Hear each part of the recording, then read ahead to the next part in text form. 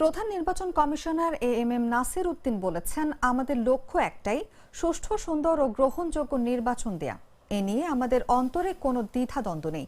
দুপুরে মৌলভীবাজার বেঙ্গল কনভেনশন হলে নির্বাচন প্রক্রিয়ায় আইসিটি ব্যবহারে নির্বাচন কমিশন সচিবালয়ের সক্ষমতা বৃদ্ধি প্রকল্প কর্তৃক আয়োজিত ভোটার নিবন্ধন প্রক্রিয়ায় চ্যালেঞ্জ এবং উত্তরণের উপায় শীর্ষক দিনব্যাপী কর্মশালার উদ্বোধনী অনুষ্ঠানে তিনি একথা বলেন।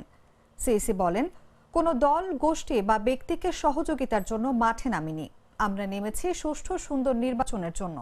সিলেট অঞ্চল আঞ্চলিক নির্বাচন কর্মকর্তা মোহাম্মদ নুরুল আলমের সভাপতিত্বে এ সময় বক্তব্য রাখেন নির্বাচন কমিশন সচিবালয়ের যুগ্ম সচিব মোহাম্মদ মঈনউদ্দিন খান, অতিরিক্ত সচিব কে এম আলী নেওয়াজ, মৌলভীবাজার জেলা প্রশাসক মোহাম্মদ ইসরায়েল হোসেন সহ অন্যান্যরা।